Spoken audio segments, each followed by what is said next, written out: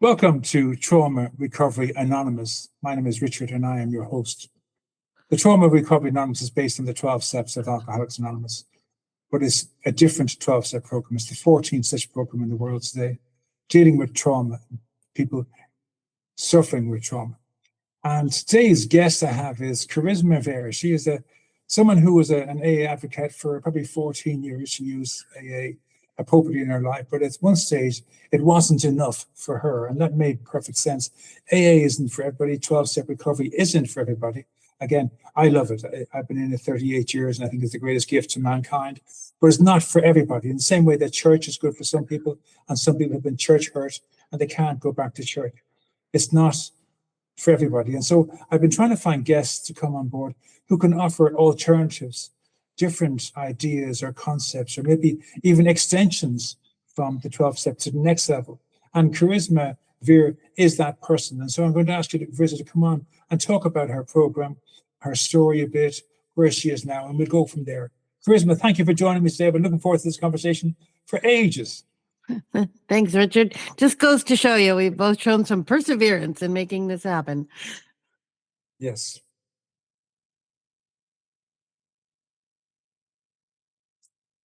Off you go.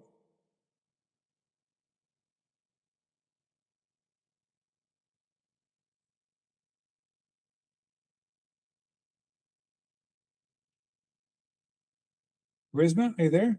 Yes. Okay, you might share a bit about your journey so far and what led you to your new program. Sure, Richard. Yeah, I was actually an NA, not AA, but similarly, I would pop into AA to get my medallions because I like to get my bling everywhere I could.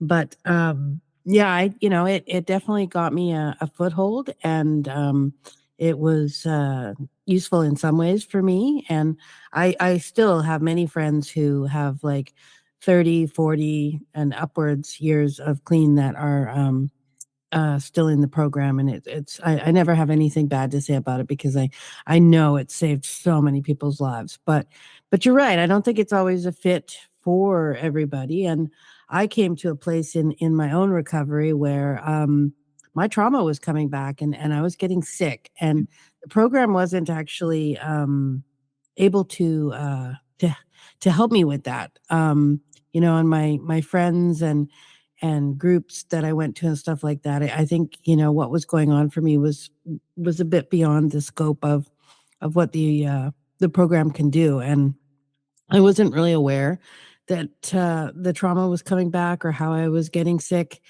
And I kept trying to go and apply, but because I was seeing things through the lens of when I was very young, and seeing everything through a lens of rejection and abandonment and other kinds of things, I saw a lot of doors closed in my face, and whether or not that actually happened, I don't know, but I do know that I don't think the people in my circle were able to hold space for me and what was going on, and I needed help beyond that.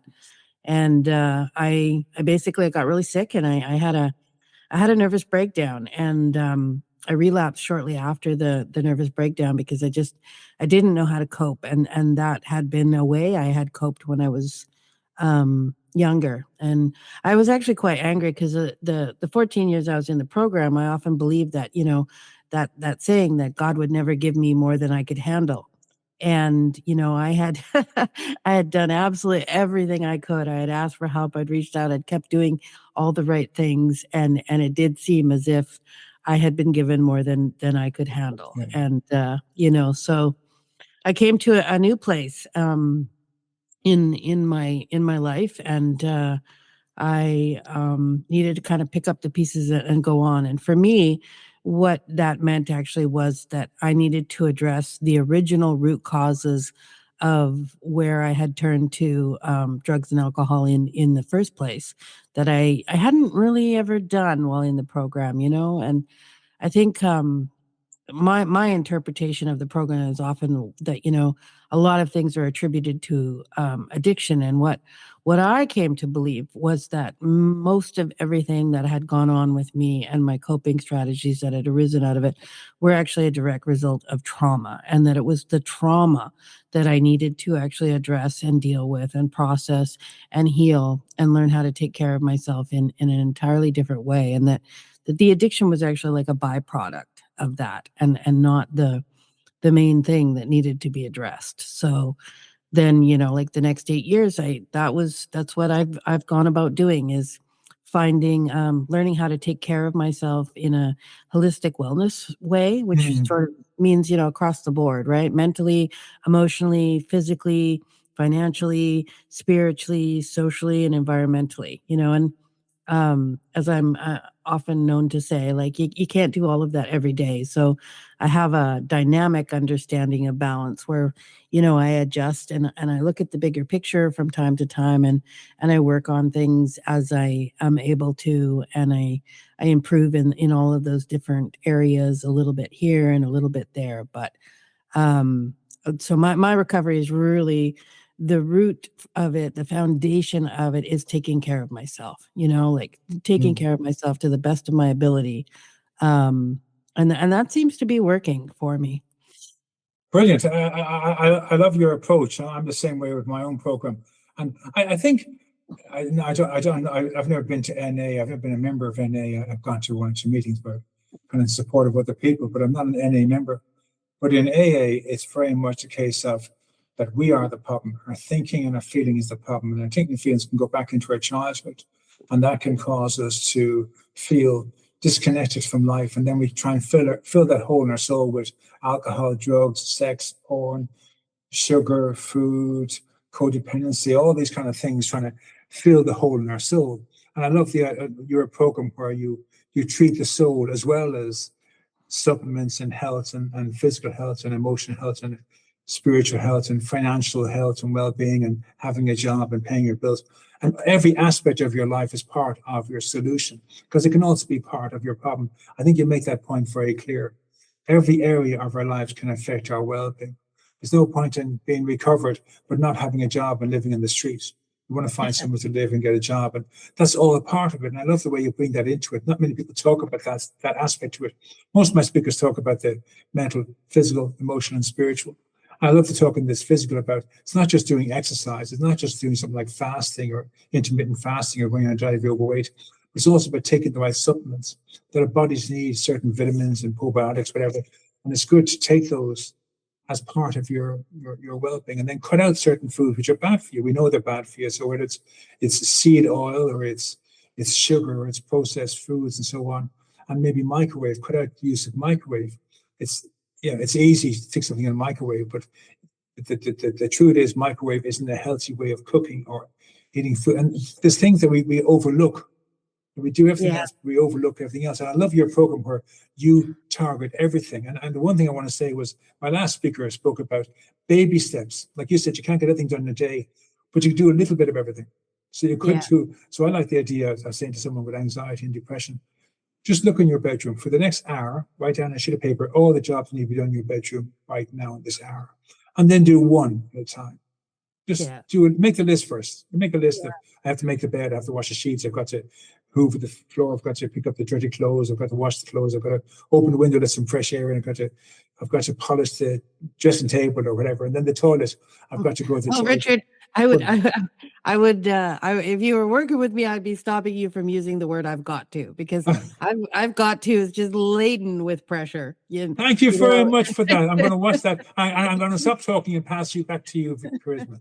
Yeah, you sort of what you say is, it sort of brings to mind too, is I very much believe in, when it comes to substances or my drug of choice, it definitely has to be like an all or nothing thing. But I got to an abstinence place both times in my life through a harm reduction thing, which was like a cutting back and a slowly bringing in healthier and healthier ways of coping to replace the things that were less. I choose to live abstinently. And I think definitely with my drug of choice, it's I just have so little control of it that moderation is not even a possibility. But in the rest of my life and with a lot of the people I work with, it's like moderation is possible. And I like to take it away from this black and white thinking and this all or nothing kind of thing. Like, yes, it's great to eat well, but honestly, I think if you try to eat well 100% of the time, it backfires on you. Yeah. And, whereas, and you actually can take away from your quality life.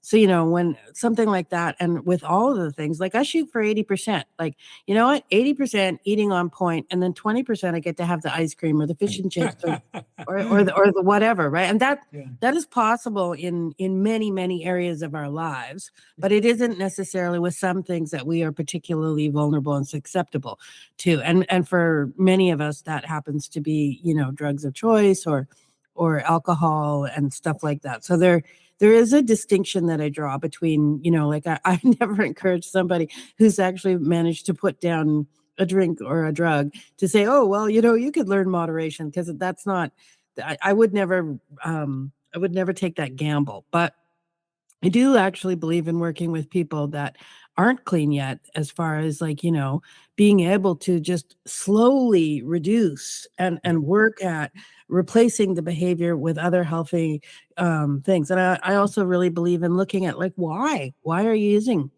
like when I talked about my holistic wellness approach towards my own recovery, at the heart of that really is that the relationship with myself has to come first. So that's where that care comes from. And I come from a history of severe neglect, right? So, and attachment wounds and severe neglect and all kinds of different trauma. So in me learning how to care for myself and me prioritizing the relationship I have with myself and actually embodying like the dark and the light and everything in here with compassion and basically unconditional love, I'm actually healing that neglect that I grew up with and then internalized and carried with me the rest of my life.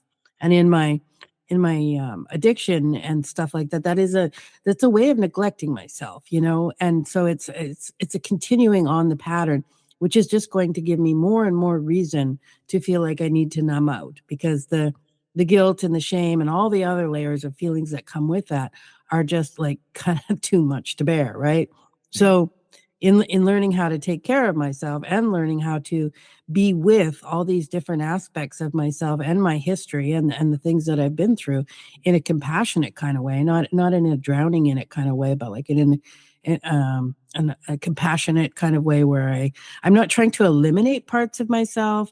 I'm not trying to fix parts of myself, and I'm not judging or labeling anything about myself. I actually can really see it with compassion, so that this idea of wholeness and healing that has come about is actually about having learned how to be in relationship with all of these aspects of myself rather than trying to get rid of them. And my own history with a 12-step program was that for me, it was really much judging that part of me that had done that. And, I was pretty judgmental of myself and maybe even of other people, oftentimes, and a lot of my feeling good about myself was based solely on the fact that I wasn't using, which, like, that's great. That's something to be proud of, but it's not going to be a foundation that you can, really do much more with, right? Like, or it can fall apart, because what if you make a mistake,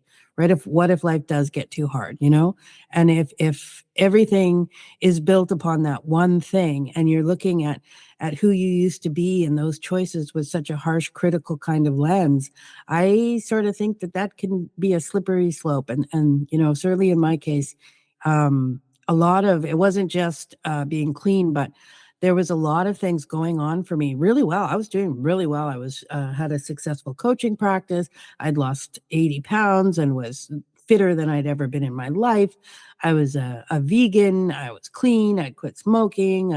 I was married at the time. I had like all kinds of wonderful things going on. But my whole sense of self-worth was tied up in the not using and the what I was doing and my idea of success. And my spirituality was tied up in thinking that, as long as I continued to do the right things, everything would go well, which, I did continue to do the right things, and it certainly did not go well. and so then you come crashing back down, and every little bit of work I had done on my self-worth and all the rest of that just crumbled to pieces and left me in worse shape than I had been since I was a teenager, because all of those things they don't necessarily last, and I know people that have gone deeper in the program, or don't have this particular story with the program, so I don't ever speak for anybody else, but like I know for me there was a lot of bypassing going on within myself that was really disowning things about myself, and seeing things about myself through a conditional lens, and I had grown up in a conditional environment, and I didn't actually know what it was like to treat myself with unconditioned. And it's I wouldn't wish a relapse on anybody, but you know what? In my relapse, I kind of learned how to love myself for the person that had made those decisions. And I came to a place of really understanding why I had used, when I had used, and what was that all was about. And I came to Excuse me, before I want to just jump back quickly. You're going so fast, and I don't mean that in a bad way. I'm sorry. It's all fantastic stuff, but I don't want to get lost behind. I can't touch on it. So there's two things I want to talk to you about.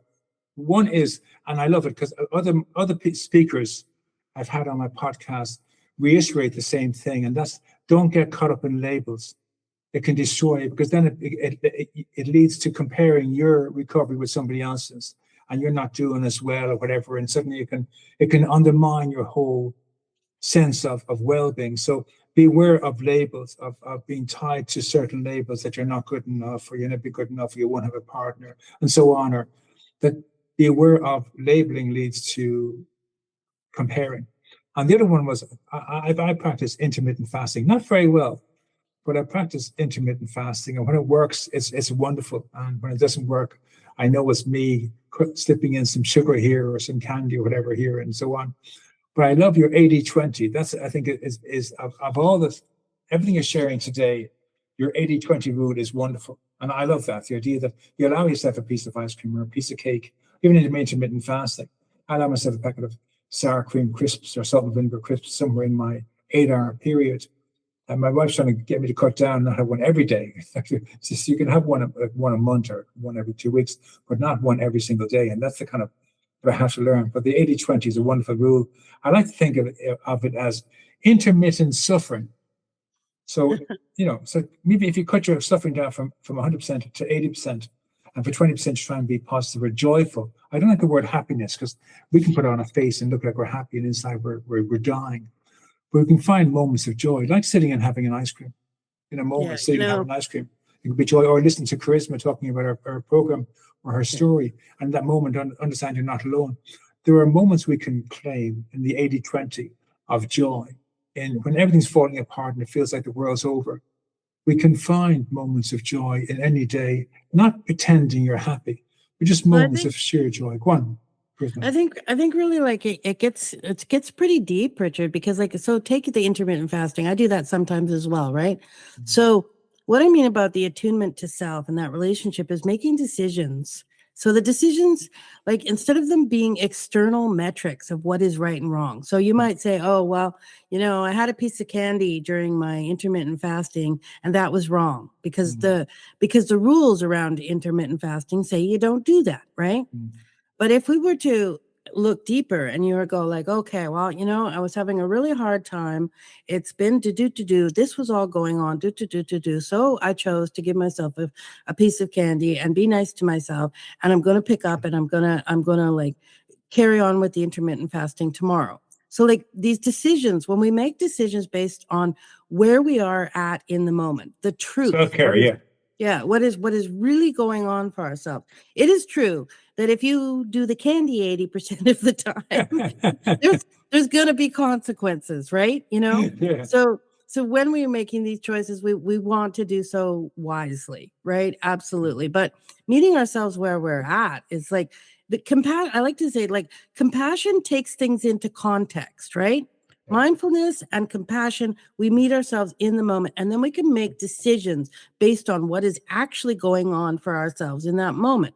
When we're not doing that, when we're out, it's like, oh, well, I have to go to the gym because I said I would go to the gym, or because, somebody mentioned my butt is getting fat. And so therefore, when we're doing things for external metrics and for all of these other reasons, I happen to think they always blow up in our face, right? Yeah. But the truth is, if we can tie into our own values, if we can tie into what is really important to us, then we do things out of choice, right? And if we meet ourselves in the moment, then it's like, okay, you probably have an easier time doing that intermittent fasting, knowing that, every once in a while, you're going to get to have a piece of candy, right? It's like that you don't have to do it perfect, because you're doing it for you. And you're also accepting that you're a human being, and, like that you don't need to do it perfectly every day. That's wonderful. There's other things to take into consideration of it, because you know what? Sometimes if we do that healthy thing and we ignore all the other stuff, it's not actually so healthy, because, how much stress are we creating for ourselves? How bad are we making ourselves feel? How much are we limiting our life? Like, there's so many things. If we're not doing things in connection to our internal worlds in a good way, those things that we think are healthy aren't actually going to be as healthy as we want them to be. That's excellent. That's a really okay for the audience out there. I think this is a fantastic. I'm loving this podcast. I love the attitude to it. It's okay we're all unique individual beings. We're no two are alike. So how Kerisme does this for her and how I do it for myself may be different. It doesn't mean Kerisme is wrong or I'm wrong. We're all individual beings. So however you do what you learned from Kerisme today here, if you don't do it as well as Kerisme, that's okay, because you're not Kerisme. You can only do the best you can for you. So you take everything with a pinch of salt, and maybe you're not 80-20, maybe you're 90-10, maybe you're 60-40. You're going to find a way of fitting this to who you are. But also, the big thing is we never go backwards. We might find ourselves stomping in position. You might find ourselves taking baby steps, but we're striving not to go backwards. That's the whole goal of this recovery. Whatever path you take, your eyes are, the Bible talks about, keep your eyes on in front of you. Look for the march ahead. Okay, so you never go backwards. Now you may find you're getting drained. You have to just sit where you are and have a good sleep, or have an ice cream or a pig out and have 10 bags of crisps in your 8-hour intermittent fasting period of time, and pig out and candy for those 8 hours. But then tomorrow you get back on point and you go back to your regular. It's okay. We just try not to go backwards. That's the way, I think, is the one thing I would share with this would be, always try to be moving forward. And it's okay to stop for a while, but just don't go backwards. Kerisme. Well, yeah, Richard, I'm going to disagree with you. I think going backward, I think sometimes we actually need to go backwards a little bit and revisit, because there's something else that we needed to learn that we didn't catch the first time. So I don't see going backwards as failure or a negative thing. I think of it as like, sometimes we take a few steps forward, we take a few steps back. We learn something when we take those steps back, we keep going, we moving forward.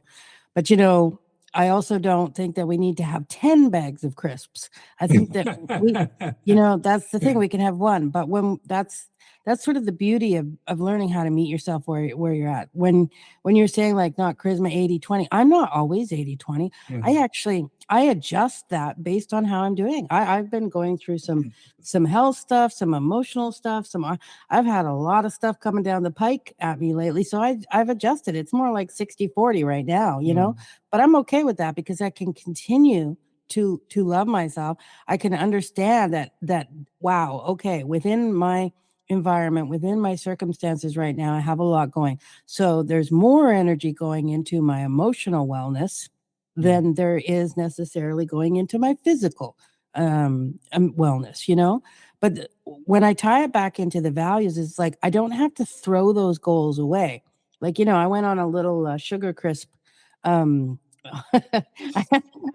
was having a bit of a relationship with sugar crisp over the holidays, and I was like, okay, well, that's going to hurt me, because I have insulin resistance, right? So it's like that's not in my best interest. So like, let's work towards that gently. So now I'm having puffed wheat with bananas and raisins, and like we just adapt, right? But I understand, like, and I'm willing to adjust 80-20 is when I'm at the top of my game, and there aren't too many other stressors kind of coming in.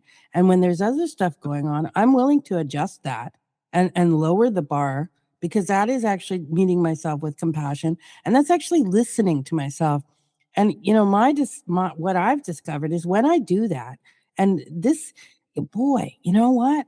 I end up trying, things are so much more sustainable. They are so much more enjoyable. It doesn't make the hard stuff go away, but I sure get through it way differently than I don't like ever even really think about using any kind of substances, because I don't need to. When I'm going through difficult things, I've actually somehow learned how to treat myself with kindness, compassion, love, support. And so that actually ends up being like much more appealing than any of the ways that I used to respond to myself, that actually, like, let's face it, they hurt, when we're mean to ourselves, when we do things that we know come with consequences.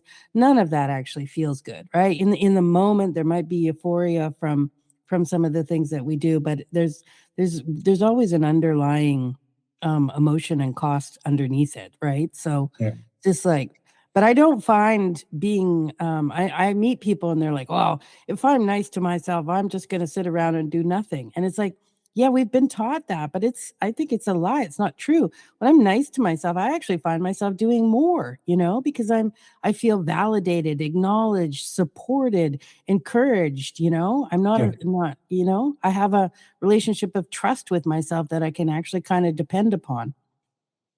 Kerisme, at this point, could I ask you to share with the audience what your program is, the name of it, and maybe break down what it is so they can write it down and they can go on and look for it?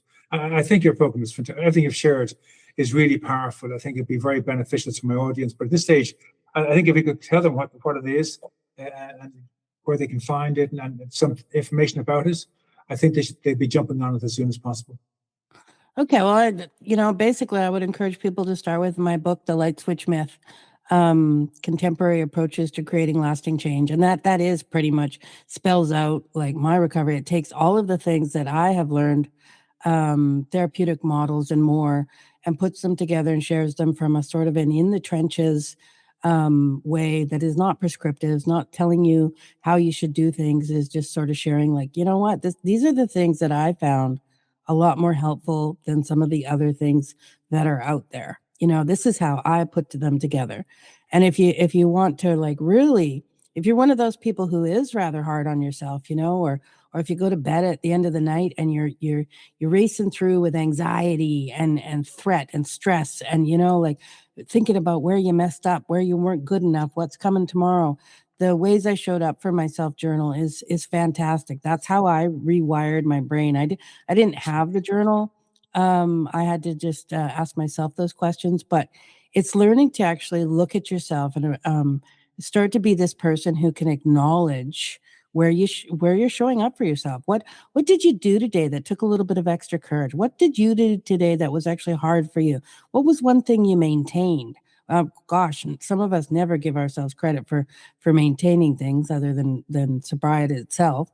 But there's 8 questions in the book, and if you do them, it can take you 2 minutes or longer if you want to put more into it, and it will actually literally rewire your brain if you do it somewhat consistently. I would say at least for the 60 days, it'll grow from there. But other than that, Richard, my program is working with me. The books are out there so that anybody can access the things that I do. And then it's really I have a holistic wellness coaching business where the focus is on whatever kind of changes you're trying to make in your life. But the foundation of that is we work on the relationship that you have with yourself so that can support you in creating the kind of changes that you want for yourself. But just one more time, plug the name of your book and plug your coaching service. Sure. It's you can find everything at towardswellness.ca, but the name of the book is The Light Switch Myth. It's the only book called that, but it's Contemporary Approaches to Creating Lasting Change. The companion journal is Ways I Showed Up for Myself. a 60-day self-gratitude. But if you go onto Amazon and you just type in Kerisme Vere, my books will come up, right? Oh, fantastic. That's even easier for the audience, okay? Her name is Kerisme Vere. Go there, you get all the, and you were talking before about your program, Biopsycho. Can you share a bit about that too, please? Oh, sure. Biopsychosocial. I'm not an expert in that. That was a word that somebody else gave me for what I've been doing. But it's basically it's sort of looking at looking at our history, our environment. Like it kind of includes a little bit of the intergenerational trauma, the trauma and the experiences that I had growing up. It looks at the environment that I'm in, like, that would be some place. Many of us were isolated and not very well resourced. So that could be a part of the environment piece. It would look at the relationships we have. Are we, are there things interfering with us having like quality relationships with other people where we get to feel supported and connected, right? So we're kind of looking at the, if we're the fish in the fishbowl, we're having a look at what else is in the water. Brilliant. Oh, that's fantastic. That's wonderful. Yeah. Kerisme, that's beautiful. Thank you very much. Now, as we come towards the end of this conversation, are there three ideas, three tools, three coping skills you could suggest to the audience to put into practice today? They don't be mind blowing, but some things you'd recommend to someone to get started. Three tools or something they could put into practice today. I absolutely am passionate and firmly believe that it is so important to have an attuned relationship to yourself, and it's just not something society promotes. In fact, it demonizes us prioritizing the relationship with ourselves.